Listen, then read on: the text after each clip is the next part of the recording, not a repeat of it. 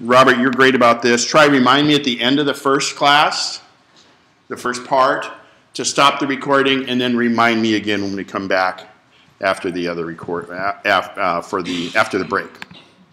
All right. First and foremost, back up. Who here is not using Time Machine? It's okay to admit it to me. No one else will see your hand. Any reason, or just haven't got around to it? Okay, same there. My husband has something else on there. Okay, as long as you have backup. I have iCloud. That seems to work pretty well. Doesn't back up all your photos and all that stuff. So, do you think it does or doesn't?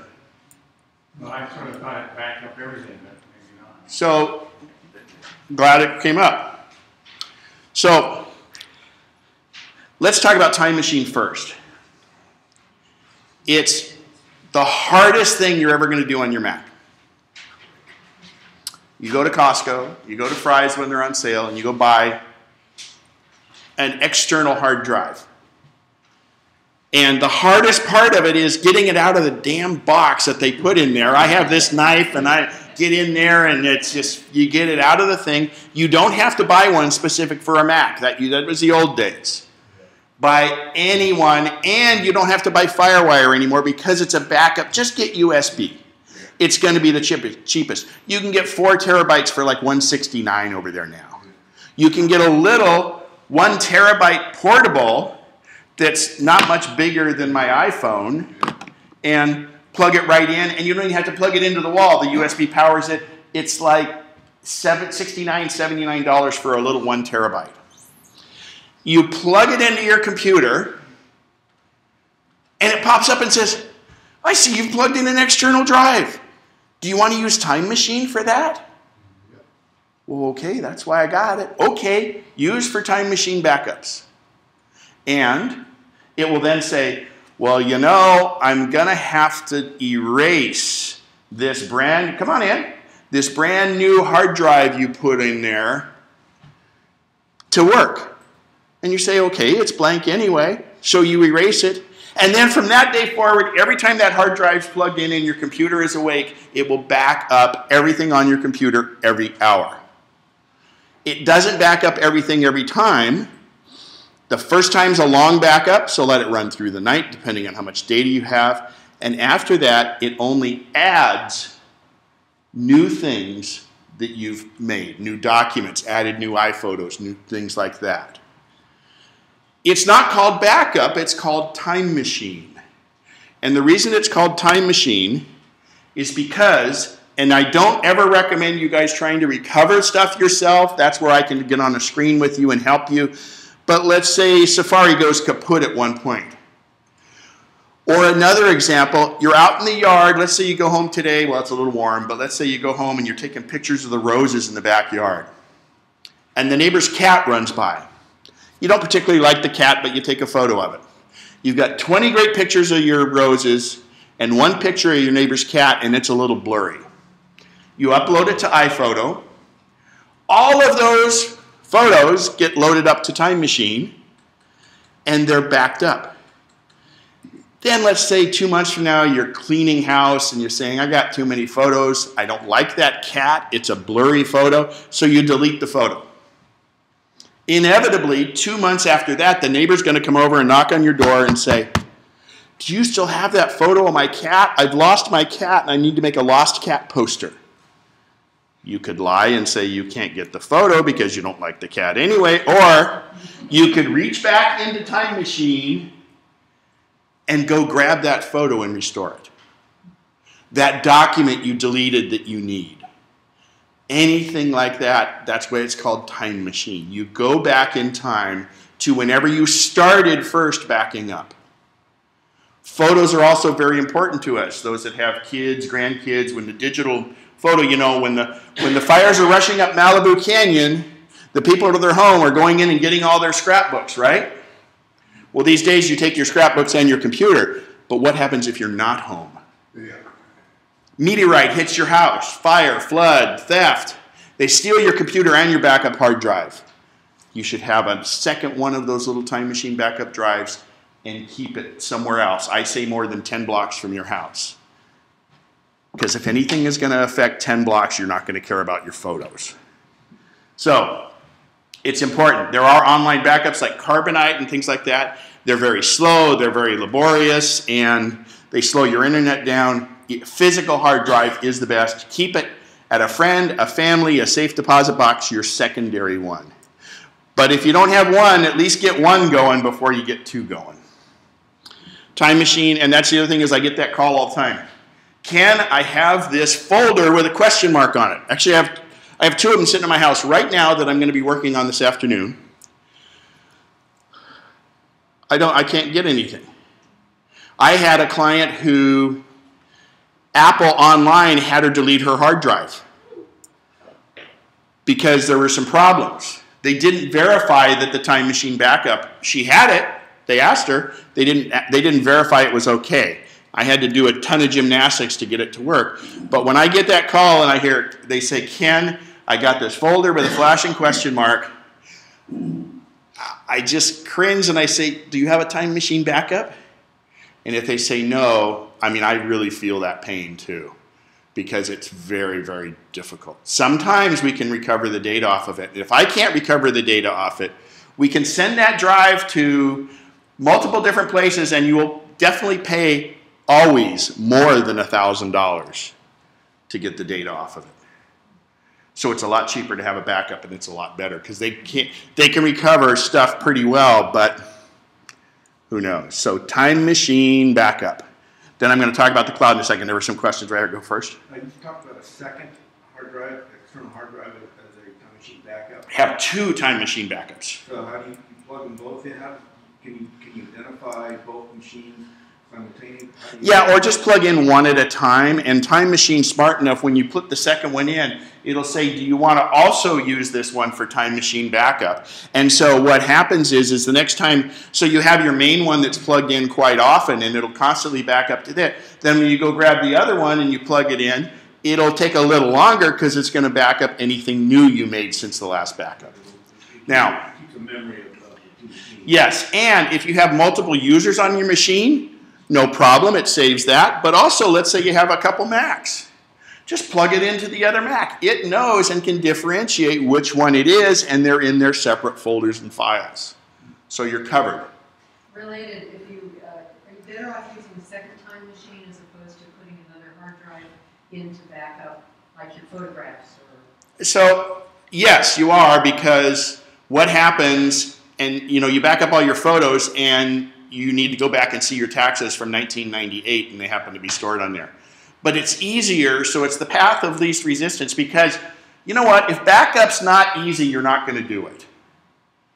That's why I always say the second one, make it someplace kind of convenient. On the other hand, if you're out taking 30 new pictures in the backyard and you have a great rose photo, don't rush out and get your backup hard drive. But if you take a trip to Mozambique and you come back with 1,000 new photos, that's when you go get your drive and bring it back, or a wedding or anything like that, where you've got photos that you can't afford to lose. That's when you do the second. So the other thing is, don't move your photos to the backup hard drive, because they're already backed up in Time Machine. And what I see some people do is they move their whole iPhoto library over to another drive, and then it's only on that drive. You're not even, yeah, it's on a backup drive, but backup drives can fail. So, hello. Yes, sir. Ken, you mentioned about having one time machine up and running that you've got plugged in all the time. And then when you have an additional one, can you plug it in and have it in at the same time, or does it have to You can, but I see there's some issues sometimes with that, just because it's a bit confusing. You're best off to just eject it, physically eject the drive, unplug it, and plug the new one in where it was, because then you know which one it's backing up to, and Time Machine can get a little confused. Oh, okay. But the original question was, well, I back up to iCloud. On your Mac, the only thing that iCloud backs up is your calendars, your reminders, your contacts, your notes, and anything you make in Pages, Keynote, or Numbers. It doesn't back up your photos. Who's going to say it? What about PhotoStream? PhotoStream is not a backup. PhotoStream is, it automatically uploads to the cloud your 1,000 most recent photos as long as they're not over 30 days old. So I go the trip to Mozambique, I take 500 pictures, I come back when I have Wi-Fi and I think everything's good. After 30 days, those are no longer, they can be, but they're no longer probably on the cloud. So they're gone. If you haven't downloaded them to iPhoto and you need to, you know, it's just, the cloud is a backup for documents. We may get more in the future. You can use things like I, for instance, use Flickr, the photos you just saw.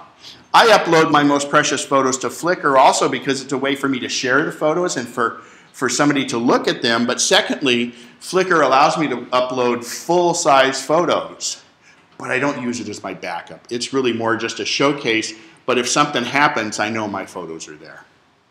You get a terabyte for free with ads on Flickr, F-L-I-C-K-R.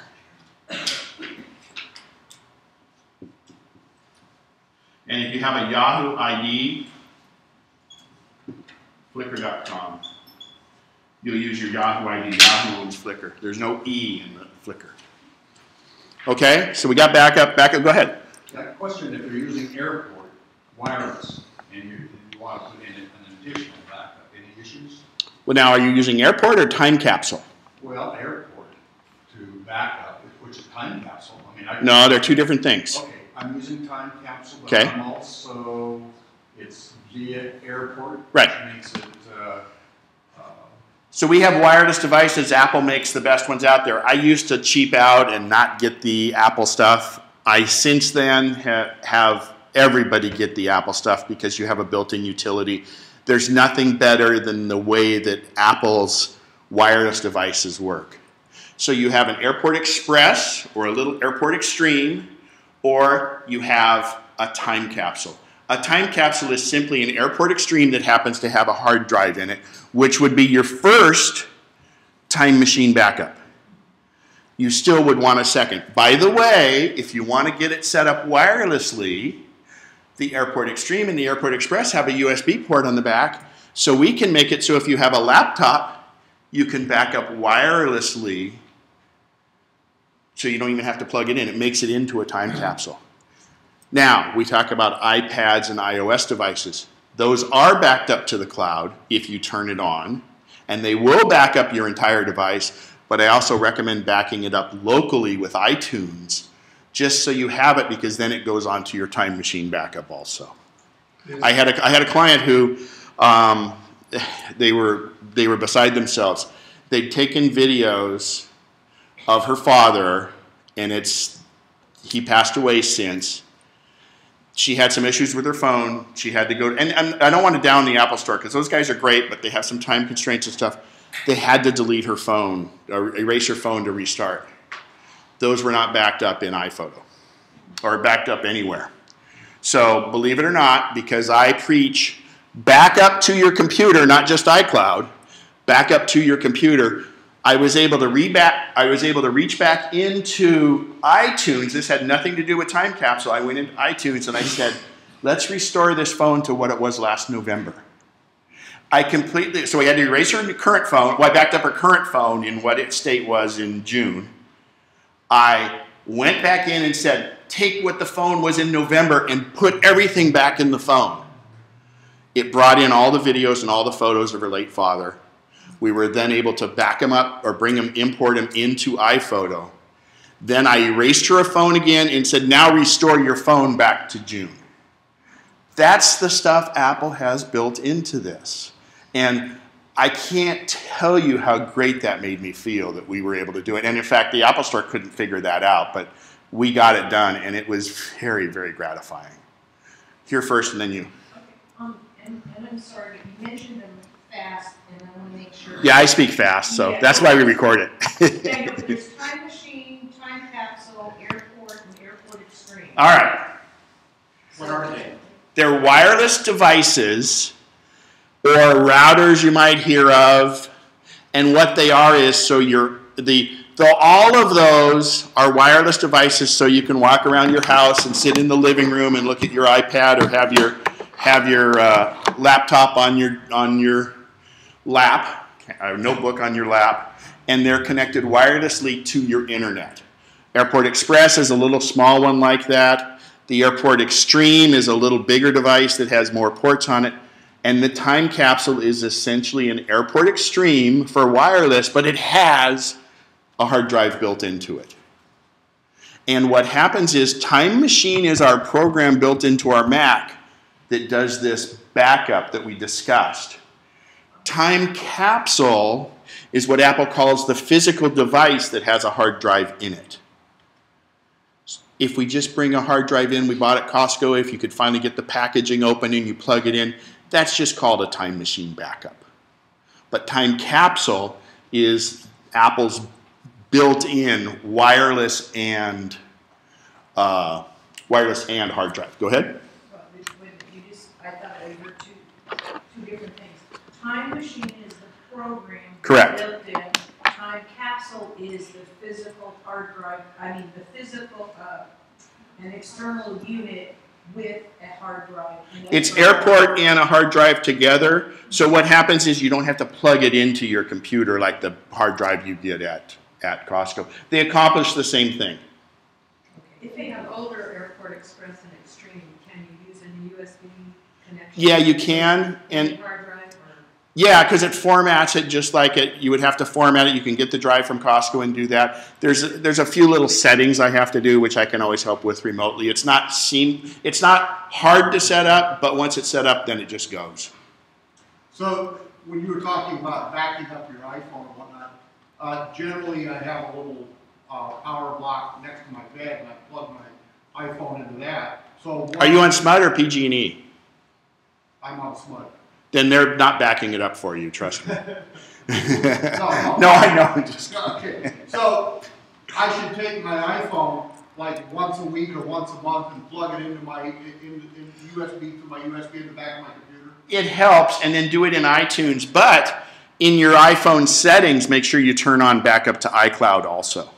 I think I did that. Yeah, so it's just a secondary for this situation like the photos. But the other thing too is with PhotoStream, make sure you turn on, if you have 10.8 or when 10.9 comes out and you fire up iPhoto, any photos that are on your PhotoStream go right to your computer. Right. So when the new iOS comes out and Mavericks comes out, we'll probably do a little bit more of that whole cloud and PhotoStream and everything. But the big takeaway here is gotta back up, please, please, please.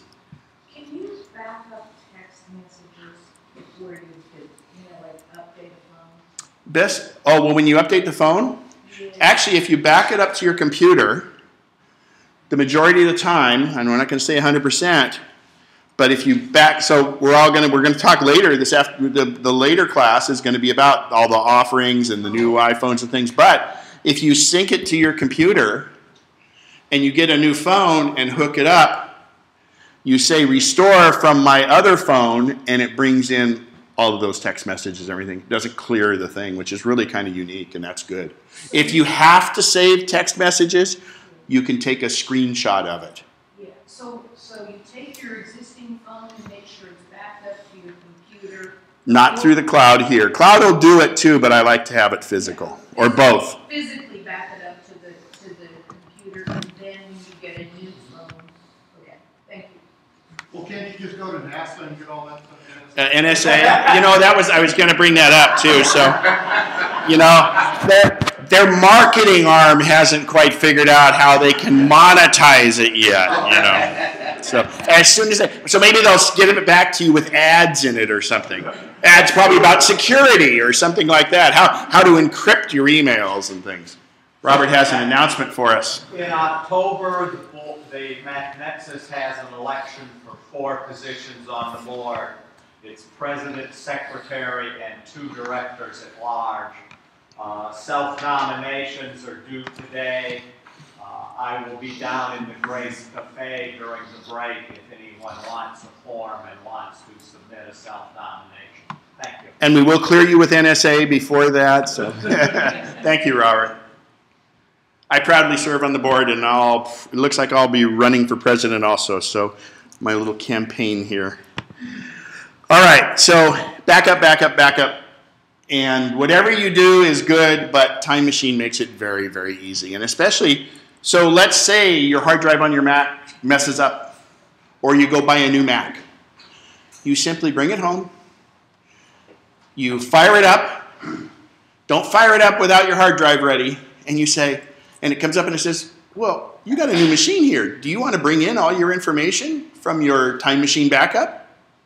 Well, yeah. So you plug in your Time Machine backup, and like magic, all your files, all your applications, all your passwords, all your bookmarks, everything comes into that new computer, and it's like you never left. And the majority of the time, your desktop picture will be the same also. So that's a huge reason to have Time Capsule Time Machine. All right, this is going to be later. So let's go in and talk. I'm going to talk about, or we're going to talk about some of the streaming services out there first.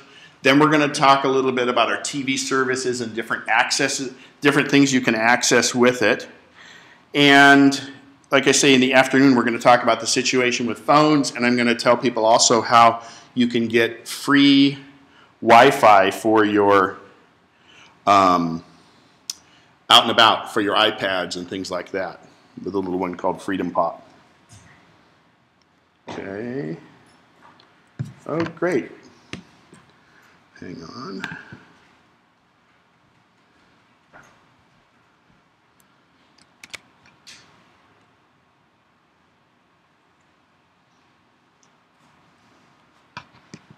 So, speaking of iCloud and backup, my notes seems to not be syncing. Great. All right. By a show of hands, I just kind of want to get a feel for your TV provider if you're using TV. First of all, who's using strictly antennas? No Comcast, no, okay, great. Comcast, Xfinity Comcast, okay. Dish Network, DirecTV. Okay, all right. I'm sorry, yeah, I forgot Sure West too, or if you're on WestSac, Wave Broadband, I think is the one over there. Did I miss anybody? AT&T. AT&T Uverse, thank you. Yeah, I forgot that, okay. So, the TV companies are getting, there's a lot of people out there that are called cable cutters. And it doesn't mean somebody sneaks in the middle of the night and disconnects you from the world of your cable TV or your satellite TV. Cable cutters are people that said, you know what, I'm sick and tired of the monopoly TV companies, and it costs so much, I want to get my content in other ways.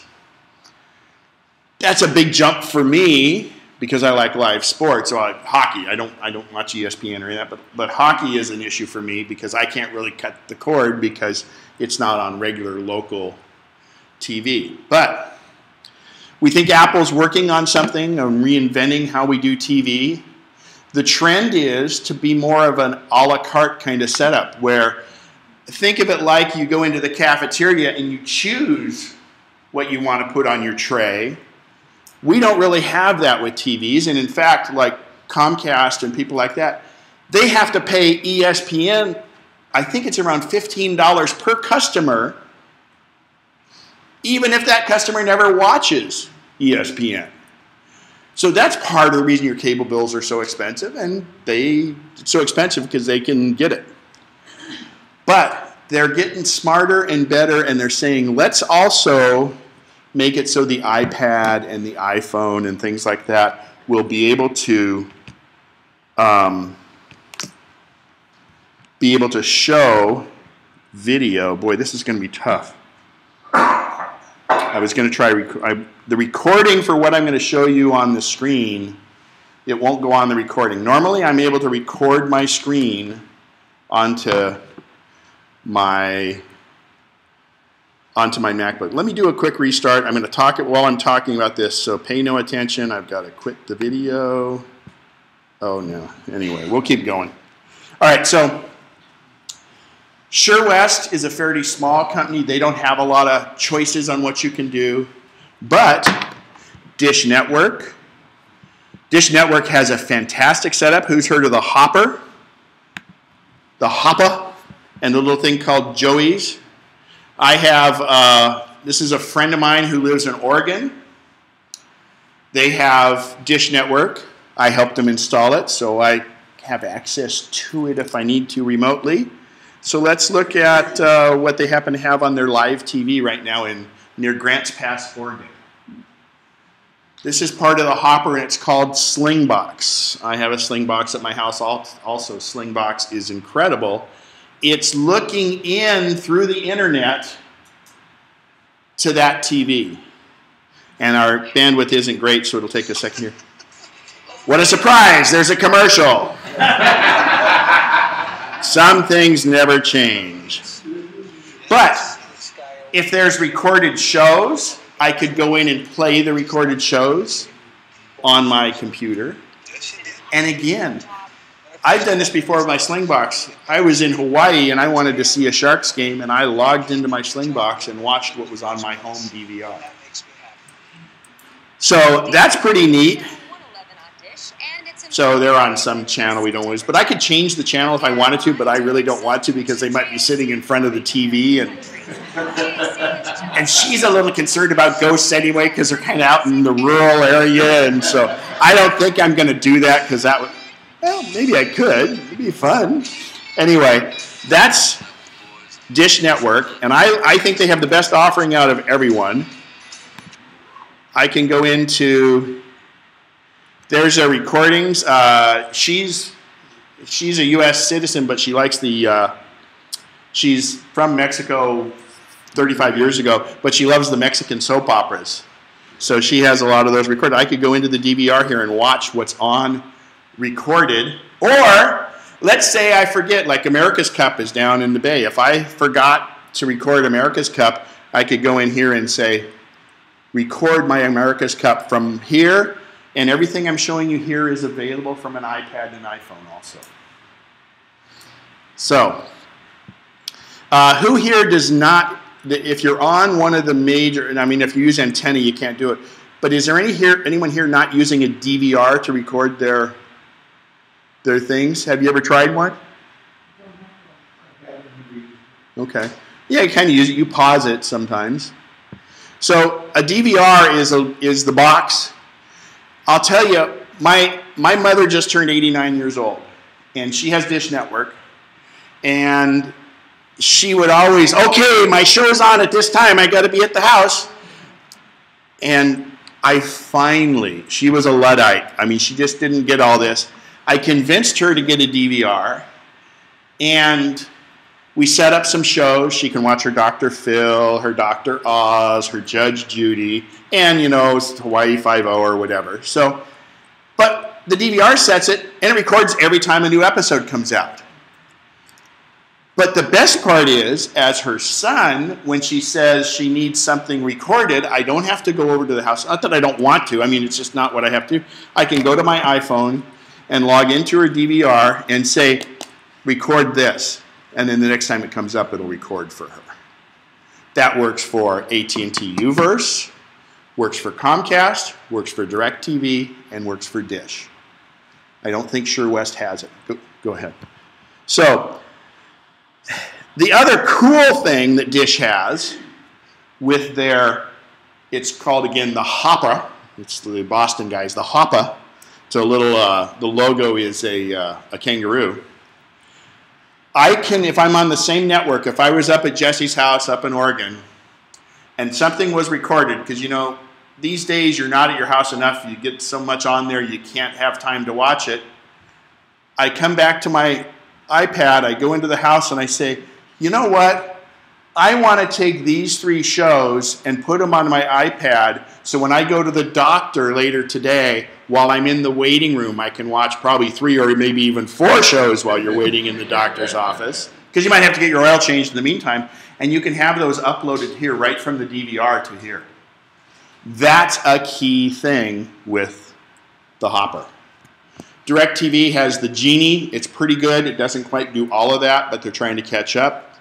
Comcast doesn't let you do that, but in fact, Comcast, your on-demand, actually also AT&T Uverse, you can go in here, you can look at your DVR, and you're able to watch some of those shows over the internet. And you can also do the settings, but also they make other content available that's not on your DVR. Most of the ones do on your computer. And the weird thing is, because of the rights, the digital rights management, there's certain things not available on your computer that you can get here and vice versa. And believe it or not, they differentiate between an iPhone and an iPad. And it all has to do with licensing, and this licensing is such a broken model right now. So that's Dish Network. I'll show you Xfinity. So this is logged into my DVR on Xfinity. And I have certain shows I can watch here. Or I can't watch, I have Slingbox, so that's a separate deal. I can't do the live viewing of my home DVR, but I do have the ability to make settings in my DVR. If I go here, I can say, I got signed out when we, sorry. Ooh, Breaking Bad. Who watches Breaking Bad? It rocks. Almost done. Yeah, so then I got to go back to some of the earlier seasons on Netflix because I miss them. So here is Watch Online. You'll notice I have Watch Online. These are shows I can watch online. I'm signed into my Comcast account. So since I don't subscribe to HBO, I can't watch the HBO shows. I can only watch the level of service that I have. Let's see here.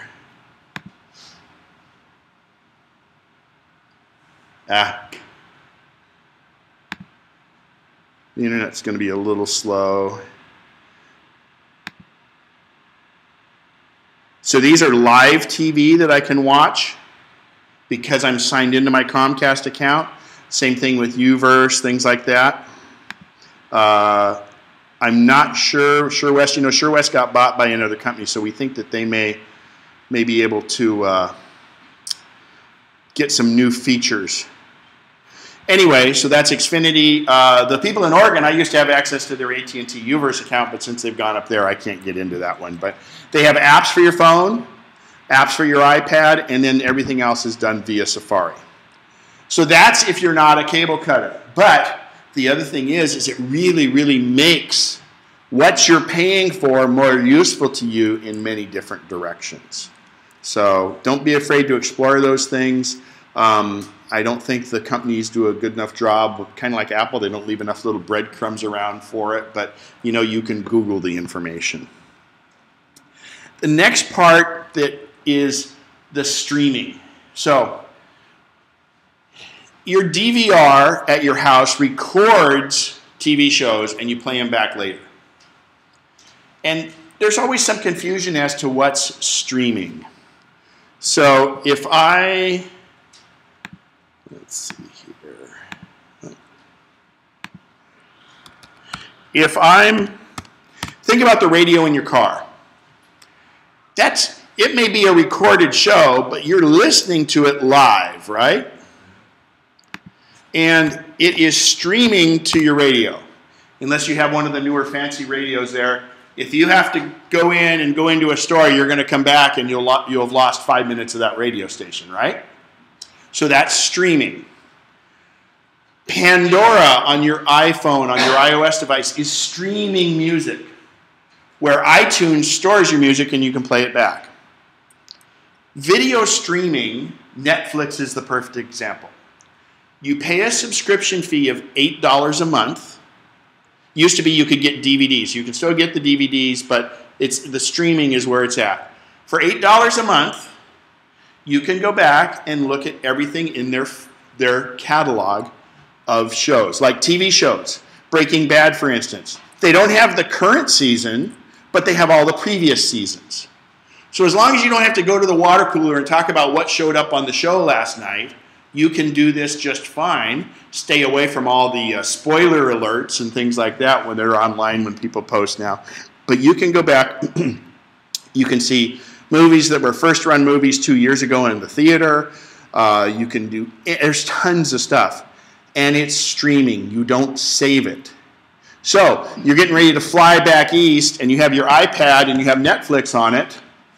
It's not going to do you any good unless you pay for the Wi-Fi in the plane if they have it, and more than likely you won't be able to stream your movie because it's not stored on your device. It's streamed, okay?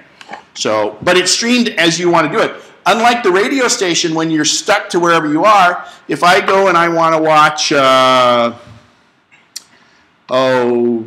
Pearl Harbor movie, let's say, and I'm on Netflix, and I put it on, I can watch it on my computer, I can watch it on my Apple TV, and I can watch it on some other devices or on my iPad. If I pause the movie, it will pause and I'll pick up where I left off. Or let's say I only watch half of it and I decide I'm too tired, I go to sleep. Then the next night you come back and it will pick up where you left off. But it's still streaming. It's not saved. If you don't have an internet connection, you're not gonna be able to see that content. Also, the speed makes a big difference. Speed makes a huge difference. If you're on AT&T or SureWest DSL, not their fiber, you're going to have low quality, and you're going to have slow buffering, it's called. If you have fiber, AT&T Uverse, if you have SureWest Fiber, if you have Comcast, you've got a pretty fat pipe going there, and that's good. Go ahead. The thing I've noticed, I've used both. In fact, I've gone back to the disc because the HD quality is much better on the disc, and Who's your internet provider? Comcast. Okay. And the catalog is much better on the disc than it is on streaming. He brings up a good point. So the way it works, and this all has to do with the movie studios, the broken model of the same thing, iTunes broke and finally made music usable. Before that, it was all very tough. We think the whole model is going to be changing very soon. But he's talking about getting Netflix DVDs in the mail, and you'll get more current movies than are offered on streaming. And Blu-ray. Yeah, and Blu-ray too. But you can get HD through Netflix if you have a good connection. So Blu-ray, HD, they're kind of close in that regard. It all depends if you want the immediate satisfaction of just saying, okay, I want to go see this movie, and you see it right then, or if you do it. No, the other choice is iTunes. iTunes has them. iTunes is now getting some movies. Some movies were introduced on iTunes now before they went to DVD. So, but Netflix and some of these other streamings, Amazon Prime, which I'll talk about in a minute, they get them a little bit later down because it's kind of like this.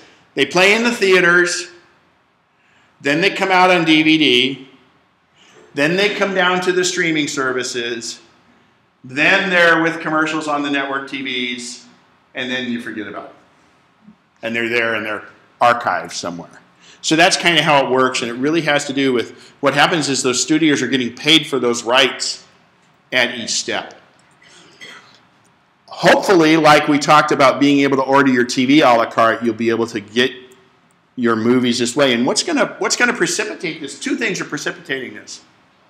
HD or Blu-ray. But the newest thing out, and 3D is kind of a gimmick, so don't worry about that. But there's new TVs coming out that are 4K. 4K is 4 times the clarity of an HD TV. Now, I'm a slow adapter because I'm a real cheap person, and I went to 720p and now I'm at 1080i.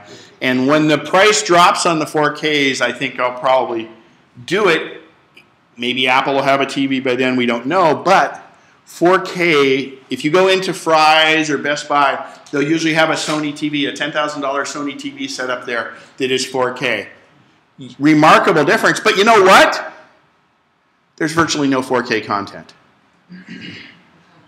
There's no 4K content. There's no movies. And the TV people don't have good enough makeup to put 4K yet. So they're going to wait till they get a little better makeup so you don't see all the little hair follicles and things like that. But it's like everything else, the TVs drop dramatically in price, but the big thing for me is there's no content yet. Just like Blu-rays when they first came out, remember how much more expensive a Blu-ray DVD was than a regular DVD? Now they're not as bad. But what's going to really push the 4K is all the streaming and all the online content. But the problem there is you have to have a fat enough pipe for the internet, because if it's 4 times the resolution, it's going to need 4 times the amount of data as you get for HD. I predict, and I've been saying this for the last year, for that to really get going, there's going to be a change in the compression for the video. In other words, we know that MP3s, you can fit 100 MP3s on a CD, where before, when you bought the CDs from the store, you could only get 14 songs. Well, that's all data compression. I think that's going to be the breakthrough, and I think Apple actually just a week ago bought a company that does some of this online data compression stuff. I think that's the only way we're going to get 4K over the pipes we have, is to have extreme data compression. And that's there's a real geeky thing out there, but that's going to make a big difference. But 4K will embrace here, because otherwise Comcast, AT&T, Dish Network, all those guys have to send you new boxes because they don't support 4K. But it's a ways off. All right, Netflix. You got a free 1 month trial if you want to try it out. But you have Netflix. You also have Amazon Prime Movies, which is very similar to Netflix. Anyone here Amazon Prime members where you get free 2-day shipping? Do you know you get free movies? Okay. Amazon Prime Movies, the selection is very similar to Netflix. Actually, I should say something about Netflix, and this is a new model. Netflix is producing their own TV shows and movies now. House of Cards, right? Isn't that a Netflix one? Okay, and it's had rave reviews. In fact, they got a couple of Emmys, I think. Yeah, I got it. Yeah. So they're also now a content creator. And that's going to be who holds the key to all this. And they're just saying, okay, we'll offer that with our other stuff. Those of you that have HBO, if you pay through your cable service, we think you're going to be able to buy it on its own. But if you have HBO, you can get an app for your iPhone, your iPad, for your Apple TV, for your Roku, and it's called HBO Go. Unlimited instant videos is Amazon if you have Prime. Prime costs $80, $79.99, $80 a year. And you get free 2-day shipping on anything you get from Amazon, plus you get the ability to do the movies. But it will not work on an Apple TV. We're going to talk about the devices now. Oh, that didn't load. Hang on. Also, you've got Hulu. Yep. They're on my list. So, first we have to talk about the devices. So you've got a little TV. First of all, the majority of these devices require newer TVs with HDMI connections. So we all have our TVs, and we have connected to it a cable DVR. You probably have a DVD. You may have a VCR. These are all boxes that connect to your TV, right? Apple TV, Roku, are just boxes that connect to your TV. Your VCR plays tapes, your DVD plays DVDs, your cable box or your satellite box shoots the signals. But Roku and Apple TV, think of them as just an additional box. And that box, and it's pretty amazing, the Apple TV is about this size. The Roku's about the same size. It's a little computer in there. And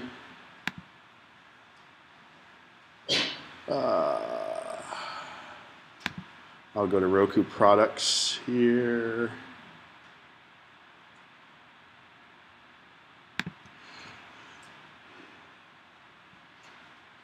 There are advantages to both. So Google TV makes one, Western Digital makes one, and I'm going to talk about the boxes first, and then I'm also going to talk about other ways to get this content. First off, Apple TV. It's an Apple product, so you have to have it, right? That's my logic. it is not, even though it's called Apple TV, it's not a replacement for your TV shows or anything. Apple TV is movies from iTunes, TV shows from iTunes, so you either rent or buy the movies, or you pay for the TV shows. Those are paid for through iTunes.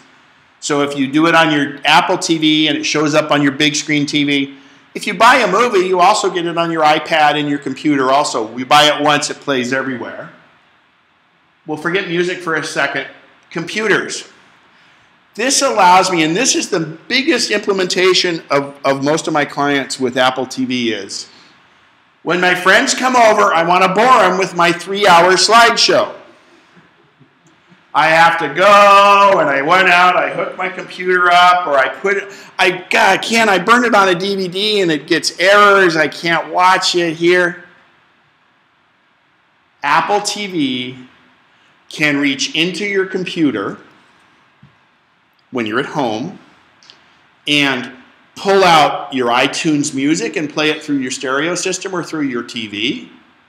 If you have movies in there, the home movie you made or the slideshow you made, it can reach in and get it. Or it can reach into your iPhoto library and look at all of your photos, or do them as a slideshow to its own music or to music you choose. So Apple TV's first and best feature is it can reach into your computer and get any of the content that you have in iTunes, okay? And reach into your iPhoto library. Are you talking about Apple TV or Apple TV Roku? No, two separate things. I'm talking about Apple TV first. Will it also access the cloud through your computer then? In what way? Well, like photos and stuff that are in the cloud. It'll access your photo stream. It won't go in and get your Pages document. But the other thing is, if you'll notice right here, right up there at the top, I have a little thing. If I have an iMac in the other room, or I have my laptop here, or my iPad, I can, with one touch of the button, say, display my iPad screen, my iPhone screen, or my Macintosh screen on my big TV, wirelessly. So, you now can surf Safari, or if you've got a YouTube video you want to do, your computer screen is pushed to that. Apple TV is the only one that will allow that of all the devices I'm going to talk about. Go ahead, Charles. How do you do that streaming? I've got an Apple TV, but I haven't figured out how to do it. As long as they're both on the same Wi-Fi network and you have a newer Mac, you should have that little logo right up there. And if not, call me up. We'll do a quick screen share and get it signed in because it's wonderful. Okay, so it's on the Mac. That should be on the Mac, yes. And it's on your iPad also. Okay, so I click that and it automatically goes to my TV? If you have your Apple TV hooked to your Wi-Fi network and your TV is set to be looking at your Apple TV, yes. Yes, it will. And it's pretty cool. Go ahead. I can't see the top of the screen. What are you pointing to being connected? See this little box? You can just barely see it. Oh, if you don't, okay. It's a box with an upward pointing arrow on it, okay? If I go to adjust this thing, it's gonna be all sideways right now, but it's right up there. That represents the Apple TV. That represents what's called AirPlay. So what that means is, in fact, let's see, I'll fire up iTunes. Go ahead with your question. So if my computer is 7 years old, I can't do this? Probably not, but you could play your music or your movies from iTunes, probably. Yeah, Okay. I've got an Apple TV. And you're doing that, you're not going to be able to show your screen. Your computer has to be recent enough to have AirPlay capability, okay? But you've got the most of what you want to see every. In fact, you can get into your iTunes and your iPhoto library. Go ahead. Don't you have to swipe along the bottom of the screen to share? Something I know that we do for our Apple TV. With your iPhone and that, not if you're in iTunes or one of the others, but yes, if you want your screen to display up there, yes. So, and that would be, we think there's going to be a big software update for Apple TV coming up. So, I'm still not convinced that Apple's going to make a TV itself, because if you think of the logistics of it, first of all, that's such a tough market. There's so many people making TVs. There's so little margin. And how would you like to be over at Arden Fair on the second story and you get a 55-inch TV? It's a lot easier to take a MacBook Air or an iPad and you walk it down. Somebody grabs you in the parking lot and steals your new 4K TV and goes out. Whereas realistically, it's weird because Apple's business model is to sell hardware.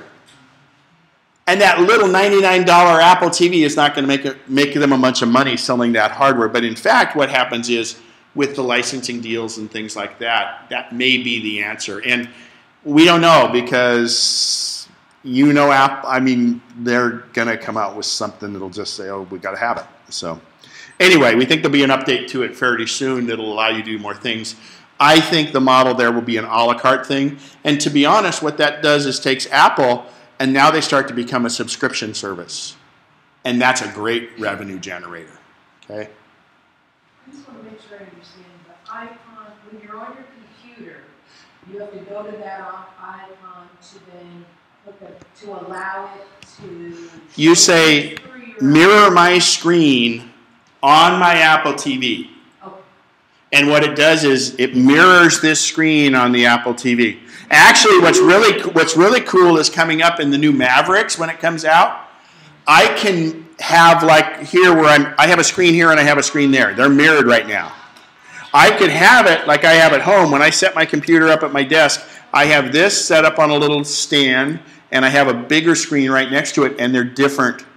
I have my mail and everything set up on this, but I have Safari, or if I'm working on a Pages document, I have it there. You're going to be able to do that with the Apple TV. You're going to be able to be on your computer checking your mail, but you're going to be pushing a movie from here to your Apple TV. And really, when you say to your Apple TV, it's really using your Apple TV on a TV. It's actually, Apple TV is becoming a pass-through. Yeah, because it's just a little thing. It's a little box, but there's a lot in that little box. It isn't the TV itself. No, it's just, so what this is, it's essential, but it's again, if I burn a DVD on this, I walk over and I put it in my DVD player and it plays on my TV. We're just taking and making it wireless. How do you go from your iPad to the TV? We'll do an Apple TV class after the whole thing, but you basically, if I could display my iPad better, I'd do it, but there's a couple different ways. You can double tap the home screen and then you go across the bottom, but it's just, there's some issue today and I don't know what it is. So I've been very successful in the past. I've never had this program not work for me. So go ahead. In all these new functions and things, is there any way that lets you record the show at any stage of this process, or are recordings libraries becoming obsolete? Good question. So the thing here is, can we record any of this? To keep and go back to them. If it's streaming, no. Okay? So if it's Netflix, which Apple TV has Netflix, by the way, you can't get the Amazon Prime here, but you can get Netflix and Hulu. I'm going to talk about Hulu in a minute. That's streaming, but you don't need to record it because you can go back and pick up where you left off.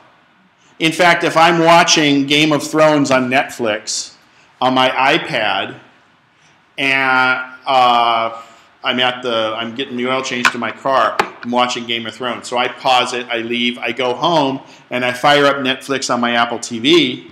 This has nothing to do with Apple, this is Netflix. It'll pick up where I left off. Very similar to if you have a Kindle or iBooks, you know, your book is wherever you left off on no matter what device it is. But you have to have Wi-Fi access to be able to pick that Yeah, up. and so you have an issue because you're using cellular. So this is, I forgot to mention this, this comes up.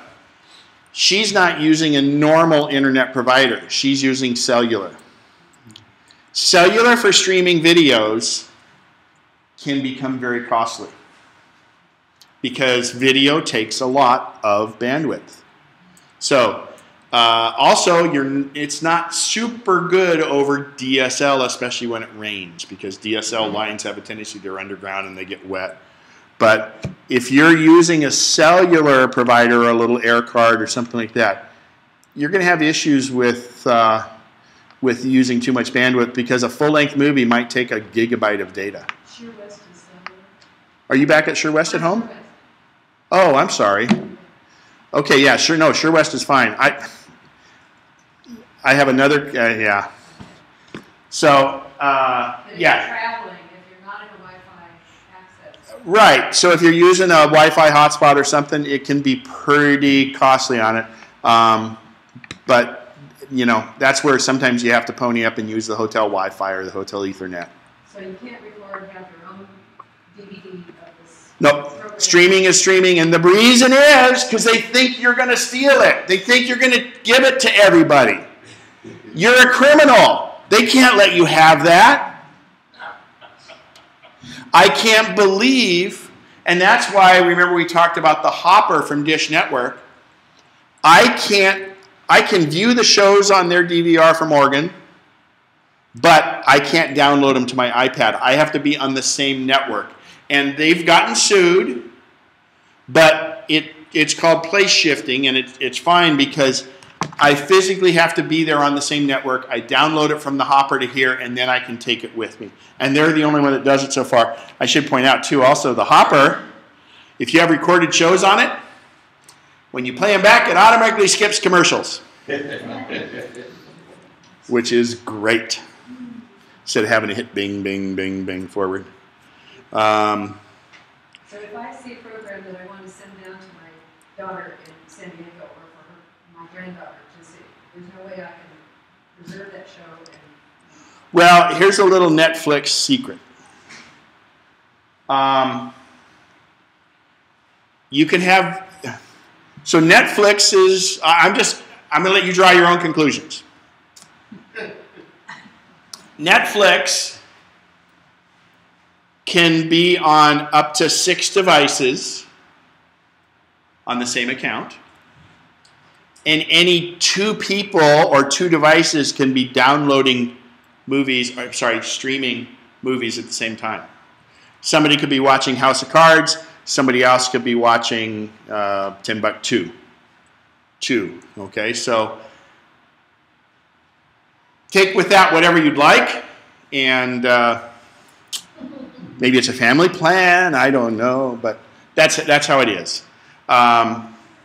Unfortunately, though, like I tell people, my mom and her sister have the same Kindle account. But I said, don't you guys read the book at the same time, because what's going to happen is mom's on page 36 and her sister's on page 85, and mom picks it up and she's on 85, and I'm going, God. So same thing here. Don't be watching the same movie at the same time, because you're going to come back to different spots on it.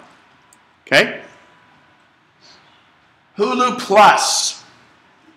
It's also, imagine that, $8 a month. Do we do the break at 10:20, isn't it, usually? 10:20? Yeah. I just heard some chatter, so. Hulu Plus is like Netflix, but for current TV shows. So this is a key for cable cutters. If I'm watching the current season or the current half season of Breaking Bad, and I don't have AMC or I haven't subscribed to it on my cable account, if I pay Hulu Plus $8 a month, I think Breaking Bad's on Hulu, but don't quote me on that. I can watch it the next morning after it airs, or at about midnight or whatever. Current TV shows. Remember, Netflix gives me previous seasons. Hulu Plus gives me the current season. Except CBS. Thank you. I don't use Hulu, so I do. So CBS is the lone wolf, because believe it or not, Hulu was started by Fox, ABC, and NBC. And you know what? With all this happening, while Comcast is everybody's, everybody likes to hate Comcast, they got really smart. That's why they bought NBC Universal. Because Comcast now not only rakes you over the coals selling you your cable stuff, they rake Dish Network and DirecTV over because they own the content, NBC Universal. So they're getting it on both ends, and that was a very smart thing for them to do. So yeah, CBS. Now the nice thing is, the other thing you can do is, I told you I'm a hockey fan. Well, the Stanley Cup playoffs last year, NBC Sports is who broadcasts a lot of, well, Comcast, NBC Sports, is a lot of the different games.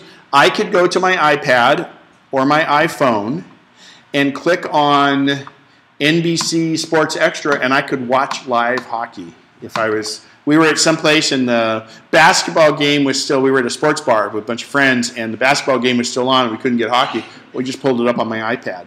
So the smart companies are getting where, you know, if you think about it, well, Disney owns ABC, and the largest shareholder of Disney is Mrs. Steve Jobs. So they're on the cutting edge of all this. Did I say ABC? Right? Did I say ABC? Yeah, it's ABC.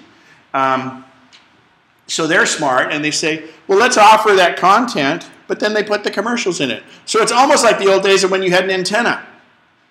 You know, it was paid for with commercials. The smart companies are starting to do that. But you can always go to different places and buy the content without the commercials. All right, so that's Apple TV. There's quite a few other things. They have Sky News on there. The biggest thing coming up, and it's probably going to be announced next Tuesday. Well, who here uses Pandora? Okay, Pandora is where if I can go to Pandora.com and pick an artist. Let's see if the internet will let us. And what it is it's streaming radio, but I pick the artists. Oh, yeah, I'm not. Okay, let's, I'll do Enya. That's an easy one to find. Enya, not Enrique Iglesias. So here is, they just pull an Enya song out, okay? I can skip it, I can move forward, I can do, I can skip it. It's ad supported, okay? I can give it a thumbs up or a thumbs down. Apple is coming out with iTunes Radio. And need somebody from Triage? Yeah, I need Sally. Picture this stuff. Thank you. You're welcome.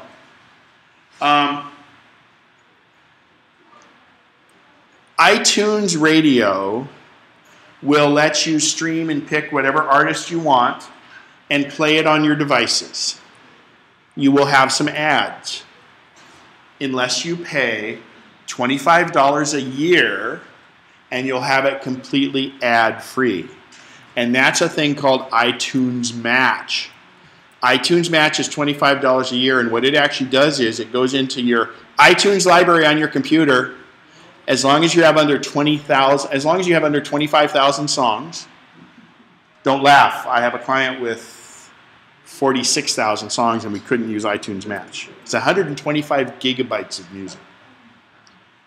Anyway, your stuff gets sent up to there. They clean it all up. They give you the album artwork. They don't care how you got that music. You may have had a friend come over and you took their CD. You may have had the old Napster. They don't care. This is your amnesty thing. For $25 a year, you'll be able to clean up your music library, merge all your music libraries. It then becomes available to all your devices. But in addition, you get the free or the ad-free version of the iTunes Radio. So that's going to be, we think that'll be announced on this Tuesday. When you're on an airplane, say, can you still access things on your iTunes library? You have an iPhone? Yes. Okay, so streaming, you're not going to be able to do on a plane too well. And don't play Words with Friends on a plane when they're getting ready to shut the door. Alec Baldwin, you know. So, but you want to have, you go into your iTunes library and you say, I want to sync these songs or all these songs with my iPhone or my iPad, and then they physically exist on that device. So you simply plug in your headphone, or the key is get a headphone splitter so you and who you're traveling with both plug in, and you might have movies on here that you had downloaded. If you buy a movie from Apple, or if you rent a movie, they're not streaming, they're on here. But your music and iTunes is on here. Get a headphone splitter, you both do this, and you make the third person in the row really jealous. So you can rent a movie like before on iTunes, but when you download it to your iPad, say, and rent it and download it before you leave. The only stipulation with movie rentals is, and again, these huge movie companies are so afraid of progress, they still really want you to go to the theater or to the drive-in. So what they did is they put some stipulations on it and said, I'm going to go to the store here. They said if you rent a movie, you have 30 days to start watching it, and once you start it, you have to complete it in 24 hours or it disappears. So, if you buy it, you, quote, don't own it, but in fact, you can have it on all your devices. And the nice thing is let's say you start watching it on your iPad, or let's say you're on this trip, and you start watching the movie at home on your Apple TV, and you say, gosh, we didn't get through it, we're taking a plane the next day. You go off the next day, and you download it to your iPad, and it'll pick up where you left off. So I'm going to go to movies here in iTunes just to give you a shot here. You notice I have a credit. In fact, that's about ready. I have almost $400 more in iTunes cards here. I don't want to brag, but I'm very special. I get 20% off everything I get in iTunes. Because I see the iTunes cards when they're on sale and I go buy them. You can too. There was just a deal where they were almost 30% off. But you find these sites, and so we're now buying all of our apps from iTunes, right, on our phone and on our Mac. If you're going to upload to Mavericks, it'll probably be $19.99. If you want to rent movies, if anything you want, software, buy iTunes gift cards and put them on your account and have that stored up there. I buy $25 and $50 iTunes gift cards when they're on sale because inevitably, around Christmas time, there's always that one person that you're not expecting going to be in town and you haven't gotten a gift for them, and they sneak a really nice box of chocolates that they probably got from somebody else that they're regifting to you, and you go, I don't have anything for them. I go in and get my $25 gift card or $50 gift card that I paid 20% less on it. Oh, here, I thought of you when I got this. And you give them that gift card. So you can get 20%, they're 15% a lot of times, but you can find 20% off quite often if you search. Yeah, and the deal sites like fatwallet.com is a great one. Charles, was that your question too? Okay. So I'm going to just go into movie here, Iron Man 3.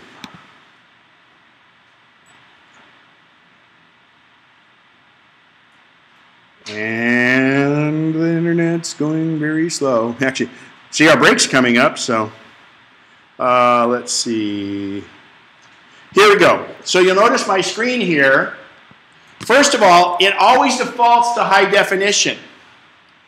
I'm a cheap person. I don't have to see it in HD. If I'm going to watch a movie, it's not how good the backyard looks, it's the quality of the content, right? Not the quality of the photography. So here is Buy HD. If I click on this, oh, sorry. Actually, it's not available for rent yet. If I click SD, oh, I can pre-order it yet. It's kind of like when the paperback comes out, so it's not available in standard definition. But you'll notice that it's $5 less to get it in standard definition. This is a fairly new movie, so we'll get one that's yeah, older like me.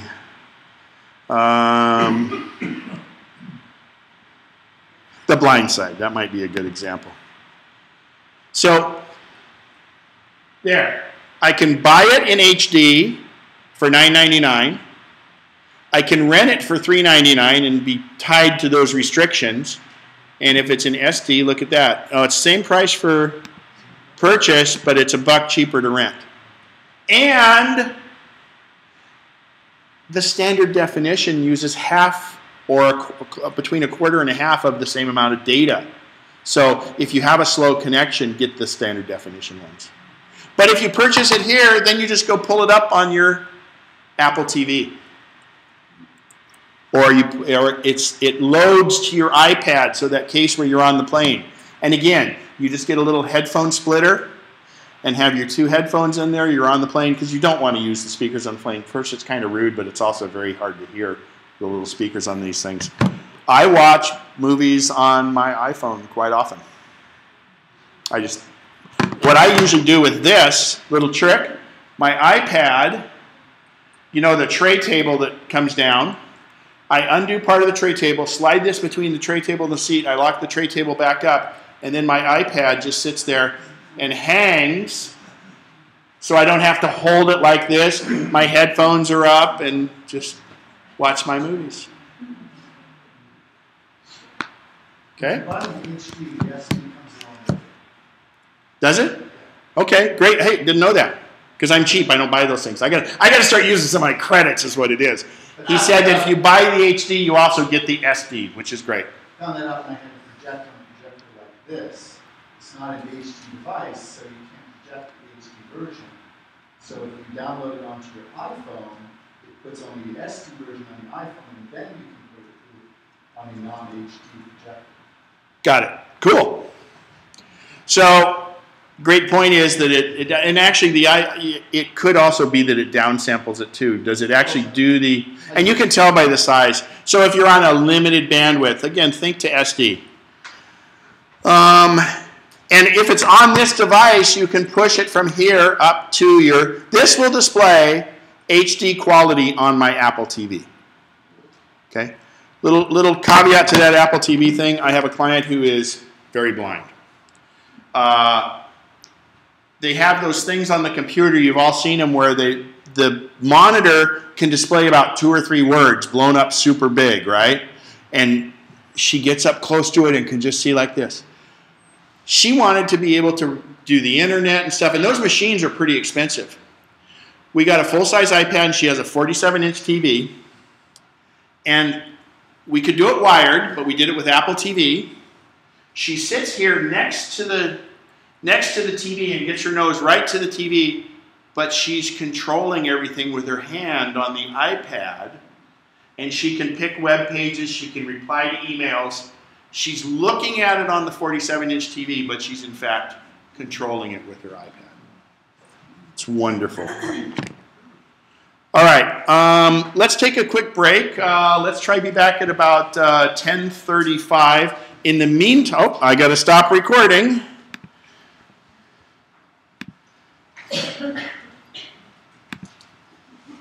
And after the break, we're going to talk